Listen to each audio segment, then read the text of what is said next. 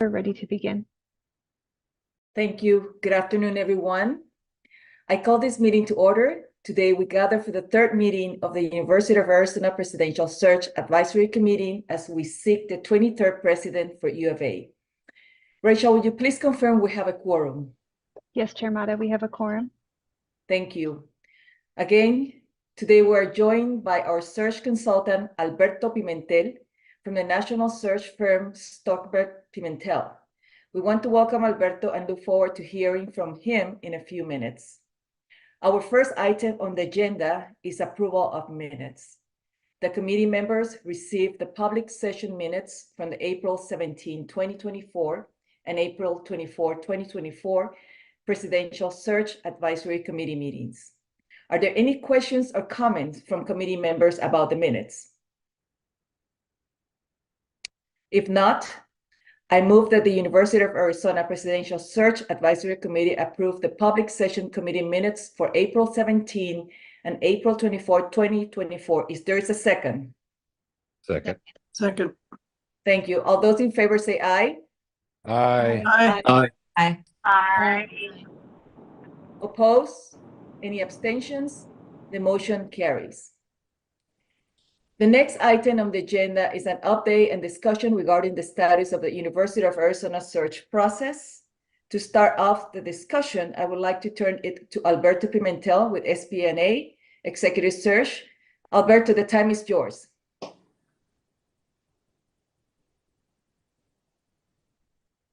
You're mute. Alberto, you need to unmute. Always works better when it's not muted. Thank you all, and I appreciate seeing all of you join us here today. Although we're not in person, I believe that we could accomplish everything we need to accomplish today virtually and have the kind of lively discussion that we've been able to benefit from today. Part of what has happened since our last meeting is the outreach to different constituent groups and via the survey. We've also had an opportunity to start to review the information that has been generated by those surveys. I realized that last week when we met, we wondered whether or not we were going to have sufficient feedback from the different groups and whether or not the groups were really engaged. And I think if we looked at just the attendance, we would say, gosh, we just didn't get the type of and level of engagement that we thought. Well, I'm here today to tell you that it didn't come that way, but we've had tremendous amount of engagement. In fact, overwhelming amount of engagement, just it came in a different format. It didn't come in meeting with us personally. Individuals decided to take advantage of one of the other options that we provided. And the option that we provided was allowing individuals from the campus community and the alumni and members of outside the campus community, but related to the university, to engage with us using the survey. And in that regard, the response has been tremendous. In fact, I would say forget tremendous, it's been overwhelming. We have, as of today, over 3,500 responses. I want to let that sink in for just a minute. To put things in perspective, I recently conducted a presidential search at one of the top tier AAU institutions in this country just a few months ago. We received less than 100 responses in the survey. So to receive over 3,500, that's just amazing. So what that tells me is that individuals do care, do want to have input. They're just finding a different avenue to share their thoughts. We provided that avenue with the expectation that we would hope that it would engender a higher level of participation and excitement, and it has done that. I will tell you, in all the years that I've done this, this is the highest number of responses that I've received from anywhere, of any institution that I've represented in the last 30 years. The next closest is 1,600 responses. And this is double that amount. And we're not done yet. To me, that's phenomenal. While we may not have had students join us in the session that we had last week, we had over 500 join us via the survey and participate. And they were very vocal. They were very descriptive as to as to what they want. We had the same level of engagement and participation by faculty. And the number that really surprised me, that was really off the charts, was the number of alumni who participated. In fact, rather than me just describing it, Sal, would you mind just putting up the graph that we're reviewing earlier? Because I'd like the committee to see it as it is. Sal, make it a little bigger just for those of us who have, there you go. So we had 1,349 alumni responding, 907 faculty, 495 of staff, rather, 495 faculty, 437 undergrads, 212 graduate students, and then others, as you see. This totaled 3,555 in terms of responses. I was asked last week, Alberto, how are you going to gather enough information to help develop the profile if we don't have the input? Fletcher, here it is. This is where the information is, and know that my team spent the weekend reviewing all the files that we received and basically breaking the information down into categories so that we could be able to not only articulate to those that we're going to be talking to in a passionate manner about the things that the campus community finds important, but also to do so in a way that helps get people inspired about the opportunity.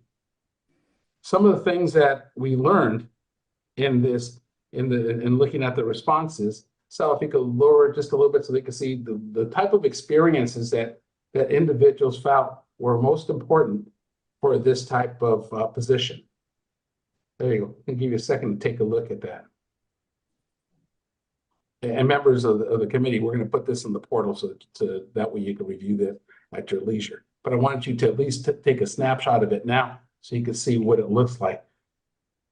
Still, we see that university administrative and academic experience are really highly valued, then followed by government or public service experience, and then all the other categories. This is important for us to know because it helps start to formulate our strategy for how we're going to pursue this.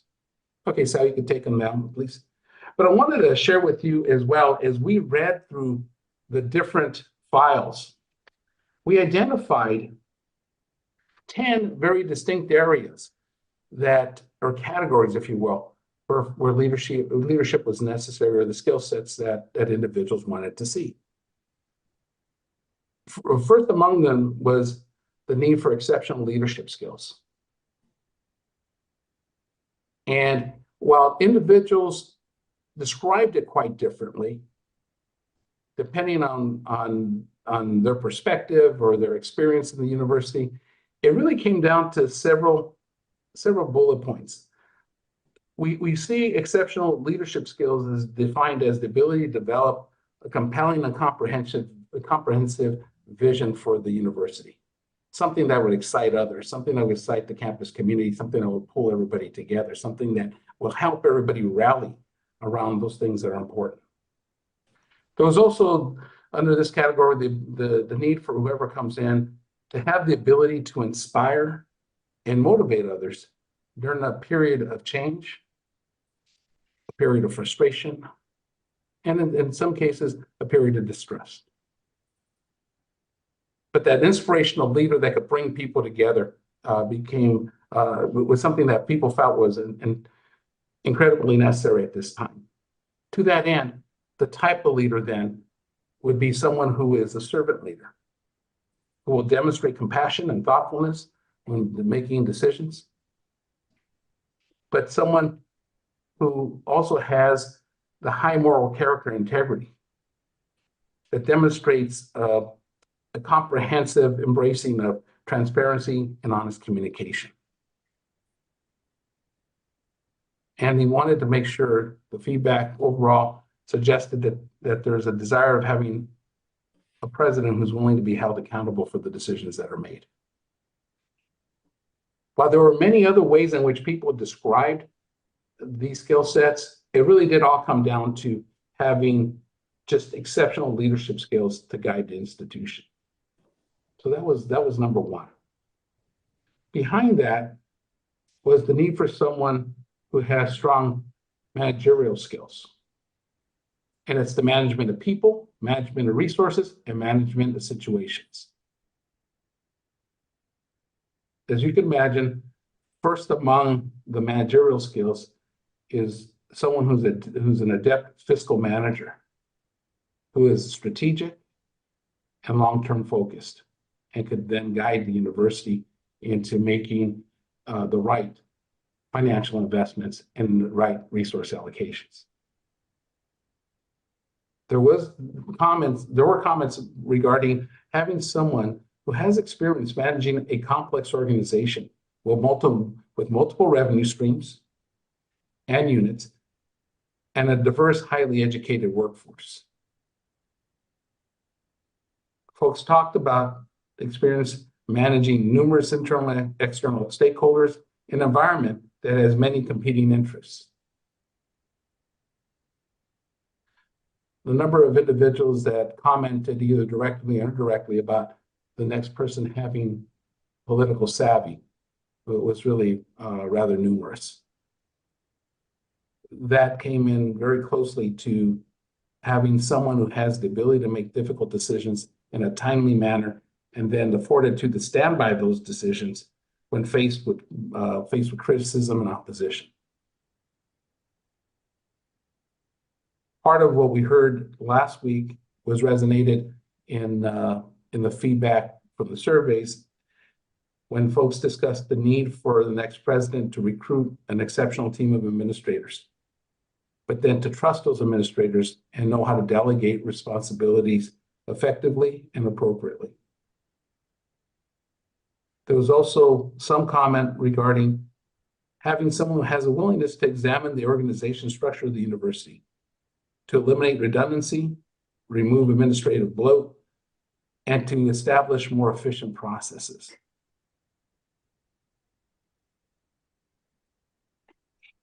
Embedded in all this was someone who is going to treat people with respect and value the input and the contributions that they make. Another topic that came up that was central to all the feedback was the need for the next president to be student focused and engaging and willing to engage with students. They didn't want someone who has the ability. They said, we want to see evidence of someone who is going to be visible, approachable, and accessible on campus. Someone who doesn't just tolerate students, but someone who has a passion for engaging students on issues that impact their educational experience. So someone who has a high level of EQ and is willing to engage with students and meet them where they are and not stand away from difficult issues.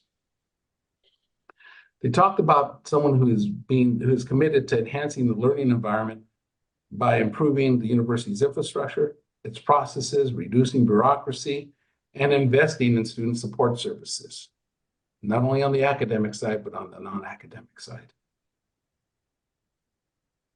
There were a number of individuals that commented on having someone who understands that providing safety and creating the environment and a safe learning environment, not only for students, but for all, was going to be incredibly important. Among the topics that were discussed in this student focus category was someone who's willing to strive to make higher education more affordable and accessible, and being willing to advocate on behalf of students to the board, to the legislature, and other interested parties that could impact the university. Another topic that was very popular was a commitment to shared governance. And along that line, there were many eloquent ways in which it was described. But in essence, when we boiled it down, there was a willingness to engage faculty as active partners in the evolution of the academic and administrative enterprise of the university. Not individuals that are just going to be told what to do, but really engage them in the discussions as part of the decision-making, part of the decision-making process, rather than being told about decisions after, and or just meeting for the sake of checking the box. It was really the true engagement. There was also the comments similar to what we heard last week about providing transparency in decision-making, and to couple that transparency with constant and clear communication about what the issues are, how they're being addressed, and especially when a decision is made that is not going to be a popular decision, to have the integrity, have the fortitude, have the substance to come to the faculty and at least explain the rationale.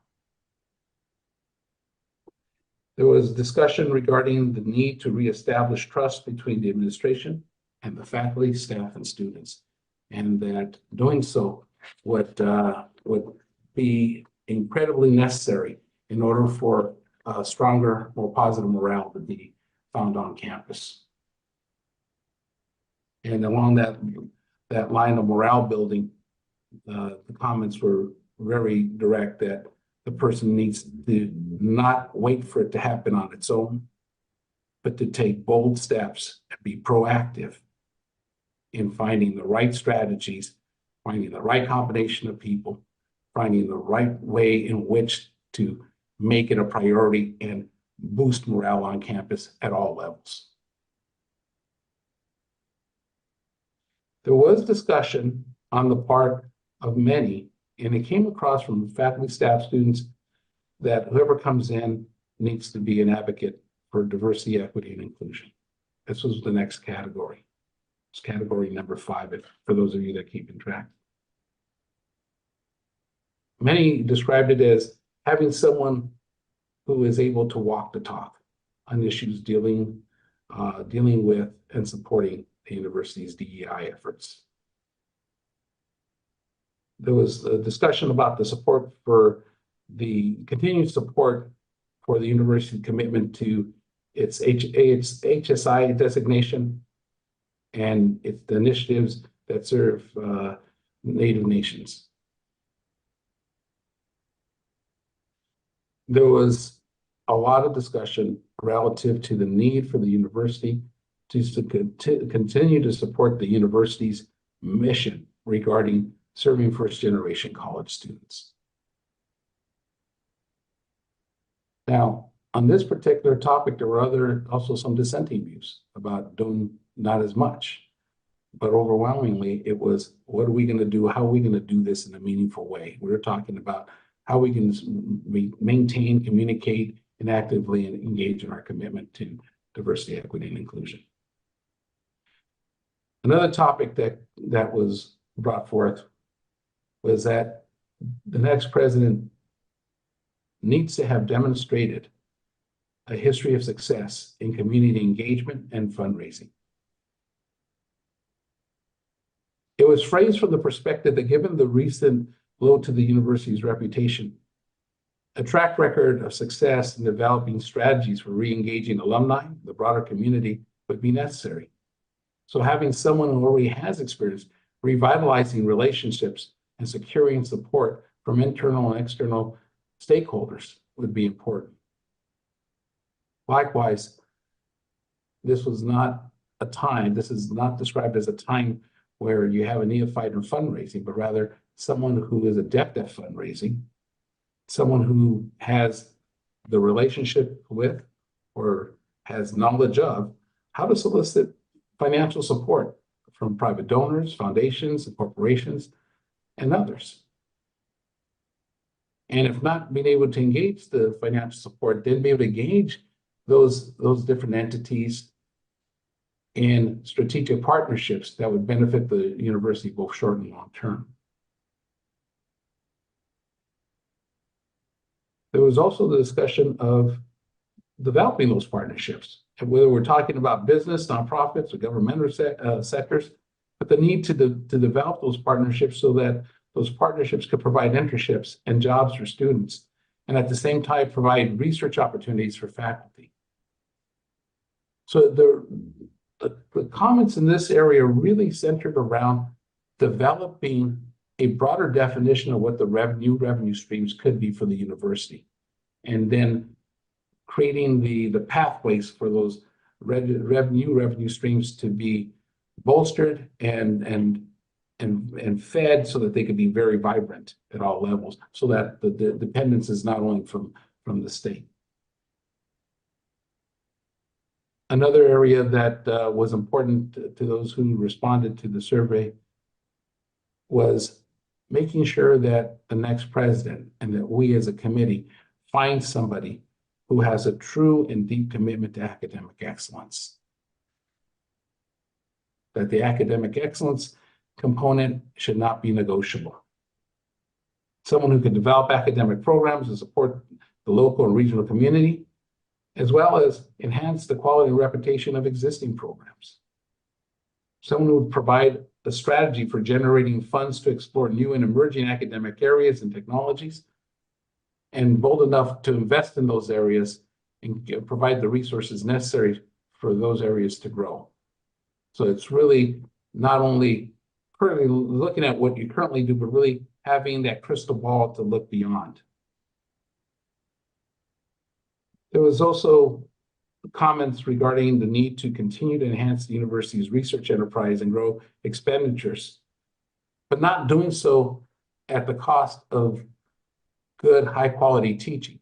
That both needed to be hand in hand and both needed to be developed simultaneously. There was also some discussion, I suspect this probably came from staff, dealing with the commitment to improving the work environment for all. Among those, that segment of the comments was providing stability in the work environment, given the pending budget cuts and possible reduction in force. And a willingness to listen to staff and invest the time necessary to fully understand and appreciate their concerns and issues. And to understand that staff are here to stay and they're vital members of the team. And therefore they should be engaged. They should be included in the decision-making process. Their input should be sought and their advice heeded. They wanted to make sure that whoever comes in understands that the support staff is a member of the team and that they too have a vested interest in the success of the university. They also wanted to make sure that whoever comes in is someone who not only appreciates their contributions, but is going to treat them with respect. There was some concern about the current compensation structure and the need for offering competitive salaries. And to some extent, that was attached to treating individuals with respect and dignity. The next area was the area of athletics. And then again, this is one of those topics that had a lot of individuals in support of, and individuals who said, gosh, maybe still supportive, but maybe not as much. But that the next president needs to be supportive of the university's athletic program. But in doing so, they need to be able to strike a balance between investing in the athletic program and investing in academic programs. That the academic program should not suffer, should not take a back seat to the funding of athletic programs. That said, they recognize that the athletic programs are a good thing for the university, should be invested in, should be supported wholly. There was also some discussion about the need to provide the support necessary to guarantee the success of the university's athletic programs and its transition to the Big 12. To make sure that is a venture that will succeed and bring more positive perspectives and opinions of the university and not detract from the university. Now, given those areas, there were other areas that came up that just didn't come up as frequently and didn't fit in quite nicely into the 10 or 11 areas that I just discussed. There were some who said that the university needs to do more in terms of its sustainability efforts. Others who who were very vocal about saying, there needs to be this, I guess, a desire to be anti-woke, anti-DEI. There was some of that came up, and I think that's what we see with many of these searches, that you have individuals on both sides of the equation, and each expressing some concerns, and each expressing their desires. At the end of the day, though, what was interesting to me after reading all these files was that there was an overall optimism for the future of the university. A desire that the university, let's turn the corner already on the issues that have impacted us.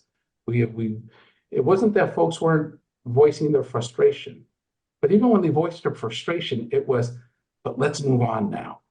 Let's move on to the next chapter of this university.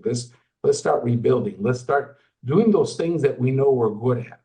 Let's start improving our reputation. Let's start showing the world that we are a place of substance. It was overall, it was an impressive display of feedback that was received. And as I mentioned, to have almost 3,600 responses, and the deadline's not even up yet, was incredibly impressive. And individuals took the time to write. They could have, if for those of you who haven't seen the survey has two parts to it. There's a component where all someone has to do is check off a box. And that's the part that you saw earlier, dealing with administrative experience or leader or academic experience, things of that nature. But then there are questions that they could fill out and provide their opinion, kind of a free form.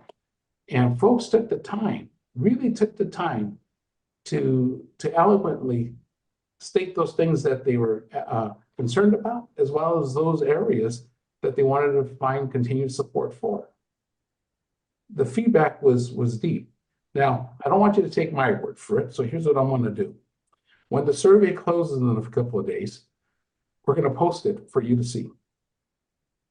And that way you could see all the raw material, just like I did, all the raw data, and then you could form your own opinions. But I was looking at it from the perspective of, how do I recruit for this university? What are those key areas and qualities that we have to make sure that we don't miss?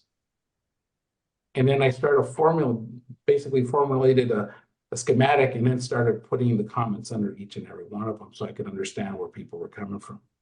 But again, I'm going to invite you at the appropriate time to take a look at it for yourself, so that you could come up to your own opinion, because it's going to be necessary as we move forward. I want to conclude my comments relative to what we learned from the surveys by saying that I'm hoping that we receive more comments, because what's starting to emerge for me is that there are these central themes that I've identified, and that's starting to tell me those things are going to be important to this university. And it also starts to inform the type of individual that we should be looking for.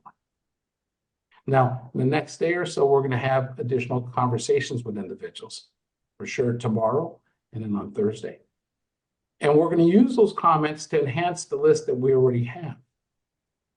Then my team will develop a position profile. We've already started working on it. Since we had a lot of this information, we've already started pulling it together. Our target is to have that draft profile for you by Friday. That profile, when it's completed, should be used as the framework upon which we evaluate candidates. It is also to be used as our primary marketing tool, so that we provide that to targets. We provide that to prospects, so that they could see what it is that we're looking for.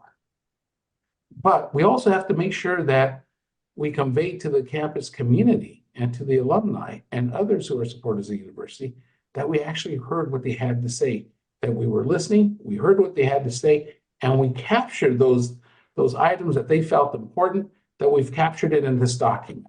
So once we get the profile completed, I would like us to send it to every individual on campus. If we have 3,500 people who took the time to respond, then I think we owe it to them to show them that we listened. So know that in the next couple of days, my team's already working on it. We're developing the profile. We'll get it out to you. Our target again is by Friday. We're going to ask you to take a look at it. We're going to ask you to give us feedback on it so we can incorporate it, because at the end of the day, we want that document to accurately reflect the 3,500 voices that we heard, as well as the rest of the campus community that didn't have a chance to either meet with us or to submit a survey, but who care deeply about the university. I will tell you, we ought to thank the campus community for this level of engagement. As I said, it's unprecedented. It is just incredible.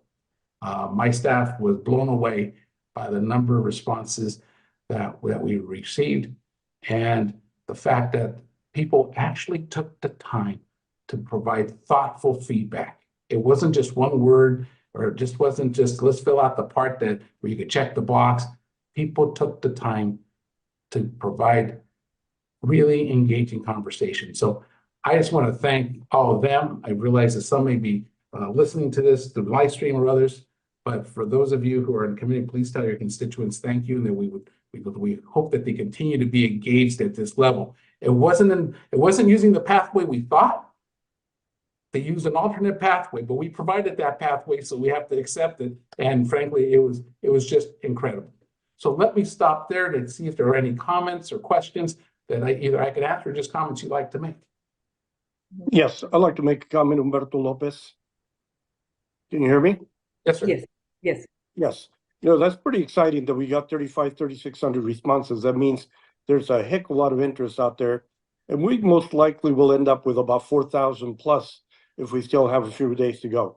That being the case, it begs the question as to why we have to rush it when there's so much interest out there. We should take our time and make sure that we select the right president for the right university, and based on the input that we're getting from all these people. And you mentioned quite a few qualifications that are going to be required to vet that individual. So my concern is moving at the speed you're trying to move. And even though you're saying it's a slow period, there's people out there available. I believe there's a lot of people out there that would be more than interested to come to University of Arizona. It's a great university, world-renowned, great weather, great city to live. Most people that end up coming to Tucson end up retiring in Tucson.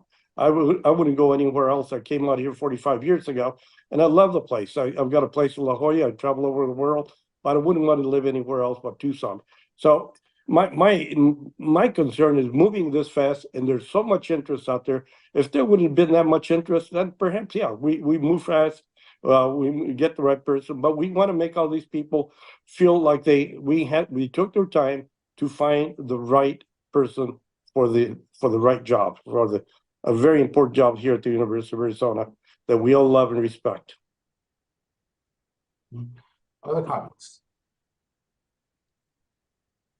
Joan, please. I think you're going to get a lot of participants at the Zoom interviews. It's the last week of classes. So, I mean, actually it's the last week before commencement. So everybody, faculty, staff, students is, stretched to the max, but they are going to make time tomorrow. So my guess is that while you didn't get as many in person, it just isn't possible to trek across campus when you've got obligations to the students. So I have heard an overwhelming, since I'm an oceanographer, I'll just say a tsunami of interest in the Zoom participation, even though we're at a critical point in the year and there have been, some disruptions, both the protests and Mike Sner's trial, the trial of his murderer. So it's a hard time right now, but you're going to see even more tomorrow. I'm so glad you're all going to be there and that you've been so accommodating with all the requests for time on your schedule. It's a big deal. We appreciate your time and willingness to pivot like that. I can't tell you how many people have reached out to say how pleased they were that they'll be able to participate tomorrow. Excellent. Thank you. Okay. That's Lou and Jim, they're great to hear. And the reports the RSVPs were getting on the 8 listening sessions prior to the town hall show a similar uptick. So we're going to have a very different experience having gone to Zoom for Wednesday and Thursday than we did last week. But net, the engagement is absolutely happening, and so appreciate that comment, Joellen.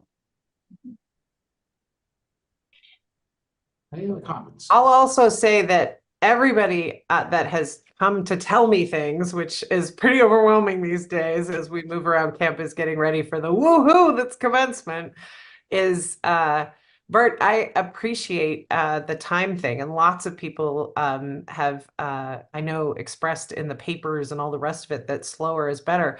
But I've actually heard a crush of people who are like, "Hey, strike while the iron's hot." We're exactly that, a great university, a great place to be. Why not see what we can get? Because the opportunity is extraordinary. And I'll just say that I had to put a bunch of names in the chat for Alberto because there are unbelievable number of people being nominated that would like, and other people who are self-nominating. This is they see the difficulty and they want to do it anyway. This is that service leadership thing. It is kind of fantastic. I just wanted to say, Bert, I'm pretty sure everybody's pushing to get, to have us see what we can do. Although I appreciate a lot of folks, I know folks on the faculty senate are worried about the fact that the faculty will be out of, we aren't paid in the summer, at least not by the university. So we'll be gone or on our other research projects starting next week. Others. Just to follow up on Bert's comments and a slightly different take than my colleague Joellen. I think we want to be, and I really appreciate, but being methodical. I am really looking forward to the clarity of our leadership and excited about that as well. But I just think we also just need to make sure that we're methodical. This is so incredibly important, as we all know, for not only our campus, but when I'm on a caravan right now, and we were just in Yuma yesterday, and we've been talking to different constituents, and I was in Phoenix, and then now we have Tucson tonight.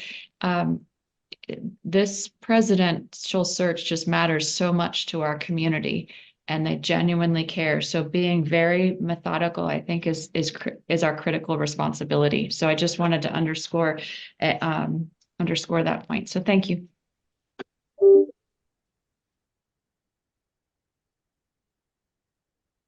Mark?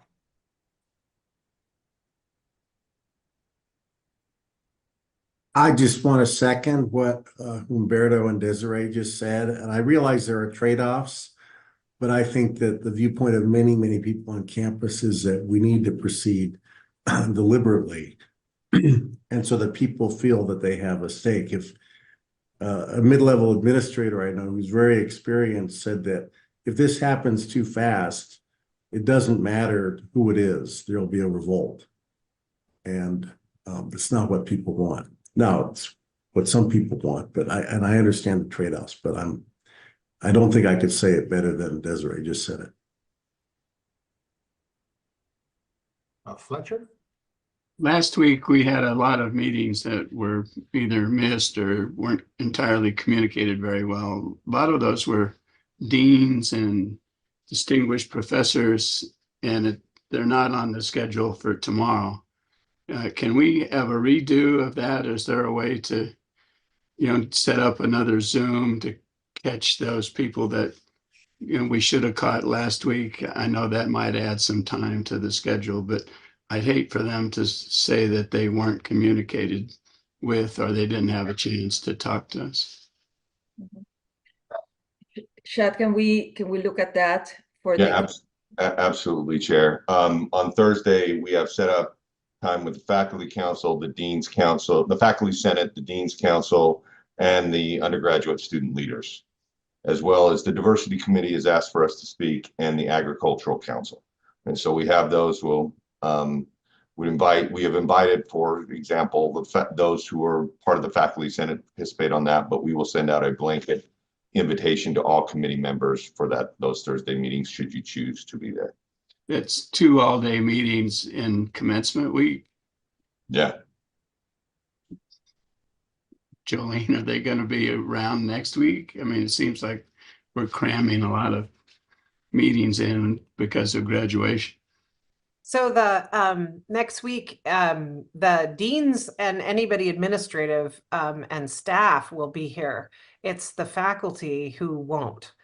Some of us may be in town, et cetera, but I'm sorry, I'm the head of the geosciences department, and my faculty will be in Nepal on Mount Everest, or up, a glacier, or they, the labs will be staffed, but it's staff and administrative folk who are here since faculty are 9-month appointees for the most part. Okay, that is just so cool. That is so awesome. Sorry, I didn't mean to interject, but when I heard where your faculty are, I'm like, gosh, maybe I should have rethought my career and like gone and worked for you. So personally, I was up the Franz Josef Glacier in the South Island of New Zealand in February. So I sneaked away and had to skip a meeting I had with Mark Stegman. So I'll just say this is, my dear friend Susan is going to be putting out seismometers in the Andes. It's way Okay, up. that's a little cooler than Waco, but all right, that's all right. No, just sorry. But everyone, a lot of people are here on campus over the summer, just not our my department's particularly weird. I apologize. Christina? Thank you. So I'm looking at this listening session schedule, and I see that the president's cabinet is at 9 and the department heads and directors is at 10. Is this schedule still valid? And wouldn't those deans be captured in those 2 sessions? No, Christina, I apologize if I was unclear. We have the full schedule this week that has been, the committee's known about on the 8th. That schedule stays the same. In addition, this committee was disappointed with the turnout of people from various groups last Wednesday. So we've reached out to them immediately at the end of the day and asked to reschedule them on Thursday. The reason we are pushing this committee and the regents so hard to have these committees is, having done this for a long time and consulted with Alberto, any meeting that you have after the faculty contracts run out, i.e. after graduation, will be seen as somehow trying to exclude people or done over the summer or any of that. So, okay, I understand that. So I am only what I was seeing doing. faculty senate on Thursday. Are there other meetings on Thursday? Yes. Can I just add a quick point? Melanie put it in chat and I just added the date. Faculty are on contract through 5/19. So they are all being paid by the state of Arizona through the 19th of May. Completely understand, Dean. Just that was we were trying to get it all in before graduation. That's what we've got, is the faculty, the Dean's Council, the students, the Diversity Committee, and the Agricultural Committee. And that's on Thursday? That is all on Thursday. And so I'm just gonna ask a question. I'm only invited to the faculty senate one, and as part of this committee, don't you think I should be attending all of those? Yeah, we were happy to send that out and make sure that everybody is aware and can participate. Because that's what happened last week. I was only invited to the staff meeting and not all the others. So I was told by some of the faculty that they were disappointed that not all the committee was at those meetings, but I was only invited to one. So I just a heads up and an observation. No, Christine, great observation. And we can absolutely remedy that. And we'll remedy that today. Thank you. I heard some echoes of that, Christina. Similar, but Yeah. Chad, why don't you go through the exact schedule on Thursday afternoon? Go through the group and the time frame so that everybody is singing off the same sheet of music. Yeah, thank you. And then, so if you're okay, I'd like to start. If is everybody clear on what's happening on tomorrow on Wednesday? And we will have an all, a town hall or an open forum. 190 individuals have registered for that town hall. 26 of them right now have asked to speak. Then on Thursday, we are doing some additional listening sessions with groups and we will invite all committee members to participate. At 12:15 to 1:45, we will have another opportunity to meet with the Faculty Senate. From 2 to 2:30, we will have the Dean's Council. From 2:45 to 3:15, we will have the ASUA senators and executive officers, the undergraduate students. From 3:30 to 4 p.m., the Diversity Council. And from 4:15 to 4:45 p.m., the Agricultural Council. And So I would like to be invited to all those if that's possible. If you could just send that Zoom all day Zoom, if it's the same Zoom link, because that's not what happened last week. And I felt really bad because I'm like, I wasn't invited. No, we will absolutely make sure that every member of the council feels invited and welcome to participate. Yeah, just to underscore, we said that several times. I want to make sure we all understand it. As committee members, you are invited to all the sessions. But if we don't know about them, then we can't be there. Yeah, we got that, and we'll remedy that right away. Thank you. Cindy? So I just wanted to comment on I've heard the same thing. In fact, there was some disparaging comments about the group as a whole because we didn't show up last Wednesday. There were only 4 people there. It was printed in the paper. And despite the fact that we were all there all day long Wednesday, in the evening, many people already had other things happening or scheduled because it was the last day of class, last programs, etc. It would be really helpful if, as you introduced each group on Zoom tomorrow or Thursday, if you said, by the way, these are all scheduled fairly rapidly, fairly close in time, such that not everybody can come given the situation this week, that there's lots of graduations, lots of celebrations, lots of ends of the year celebrations, etc., to explain that we're not here, we're not coming because we don't care, which was the implication mentioned in the Faculty Senate, that we didn't care about being there. It's just that we can't because of all of the many things that are happening. So maybe each time you introduce the topic, and if there's only 4 of us there, just explain, we would love to all be there for all of these things, but there's just some responsibilities that as a faculty or staff or dean or whatever, we have to attend in this, particularly in this last week of school. So that would help us a little bit so we don't feel like we're neglecting our duties. Absolutely. We will add those to talking points.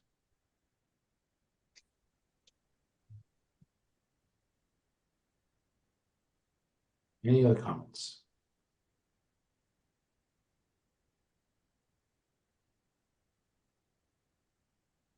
Excellent. All right, Cecilia, I'm going to hand it back. Okay. Thank you, Alberto. So following up on what happened last week, so that was the next item on the agenda, and discussion regarding what the committee's members learned from our recent listening sessions and leadership characteristics. So I understand, I wasn't here because I was on a trip.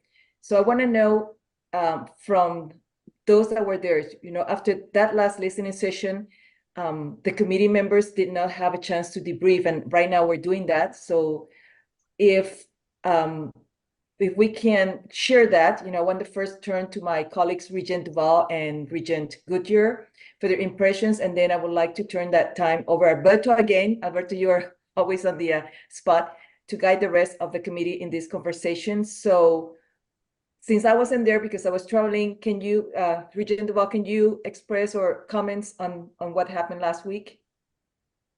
Sure, and I'll do so briefly, and then Regent Goodyear can weigh in, because Alberto's description of the 3,500 survey responses tracks quite well with what we've heard from people in person. Wanted to share with the group that in addition to the sessions that we did last week, independently, Regent Goodyear and I met with the Regents professors about 3 weeks ago, and then we set up a call with the newly elected student body president, Adriana Grijalva, which was useful. So we're kind of at the halfway point in terms of this engagement, but what is exciting is that the meetings coming up are going to be so much larger that just in terms of volume, I really think we're now hitting our pace. But the themes that we're getting in person for those that weren't there are pretty similar. The big takeaway is just how much people love this university. I mean, it is just palpable. It just, I think I mentioned to a couple of you that when I came down and spent 2 days just on campus taking meetings, I had half a dozen people cry. People are hurting because they know this is a great place. They want it to be a great place. Morale is low, but the potential for the university to recover in every respect, it just seems to be in the DNA, which is very, very exciting. I think there's a real sense you pick up that the campus, every constituency has its concerns, but wants the campus to come together as one community, as one campus, kind of pull together around a vision and aspiration, and that a great deal of hope that we find a leader that can do that. That is rooted in academics, that has higher education experience, to be sure. We got the letter from C11, which certainly put that out very strongly, but that collaboration skills, interpersonal skills, that people need to feel heard and actually be heard, and sort of a tangibility to the relationship between the president and the community is really huge. It's really clear that the things, the pride points that bring people to campus, be it as a faculty, staff, or student, need to be enhanced and strengthened and advertised and branded. To have this wonderful array of unique selling points to be land grant, AAU, R1, HSI, NSI, all of these wonderful attributes are things to be enhanced. But above all, academic excellence is the delineator that draw people to their pride, to the institution. And we believe, we've discussed this on the board, that as we have to think about the solar system of the three universities and how they relate, the academic excellence of the U of A is the cornerstone of the brand differentiation. And so, we need to be really crystal clear on our prospects around that. The fact that we have not just a significant health sciences platform, I don't think that Alberto mentioned that specifically, so I will.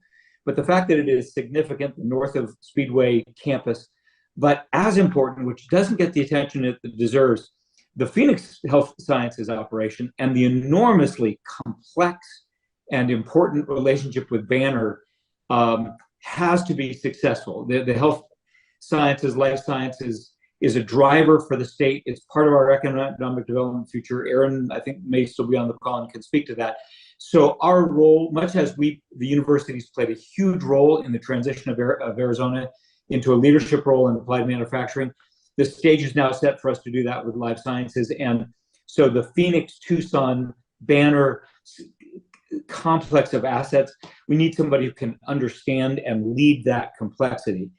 And then, I think that notwithstanding that there was a debate about which of the two finalists for provost should be selected, and I'm maybe stealing one of Doug's key talking points here, I apologize, but the fact that we got two people of that caliber to be our finalists is a proof point that even in the height of the controversy around our financial situation, that the DNA is strong, that this is a sleeper campus that has all this potential, that's got great tradition, great excellence, a lot to work with. And the quality of the provost candidates is indicative that I think we will see the same thing happen on the presidential search. I hope so, once we get into it, that we're going to get really good candidates who can look beyond this year's noise to what this institution has been, is, and is going to be. Thank you, Regent Duval. So any thoughts, Regent Goodyear, on your day with that tour? No, most of what I would say has already been said, so it doesn't really bear repeating. I will emphasize that for me, the best news was the genuine concern for the best interest of the university. I mean, when you show up for meetings like this, a lot of times you expect people coming to talk about themselves or their strata or their department. Overwhelmingly, people are concerned for the greater good of the university, and that's pretty gratifying. You know, on the listening front, we are going to persist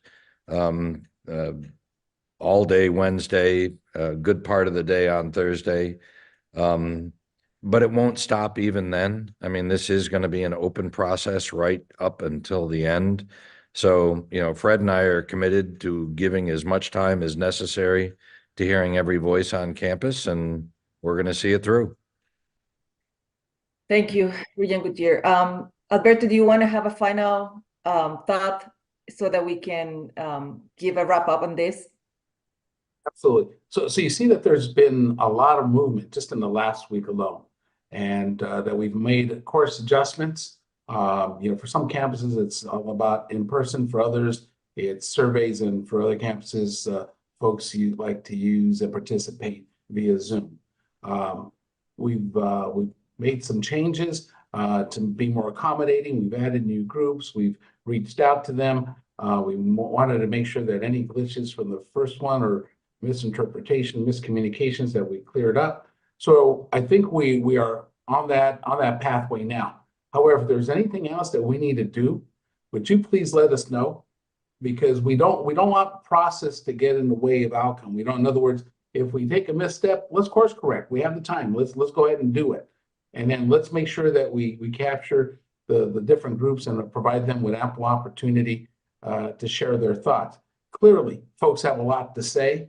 And to Regent Goodyear's comment, the underlining message is we care deeply about the university. We want to see it do better, and we want to be part of that upward ascent. And so again, we as a group here are responsible for making sure that we provide those avenues for communication. So let's make sure that we do it. And again, just keep communicating with us. Let's keep talking about it so we continually improve as we go along. It'll pay bigger dividends at the end. Cecilia?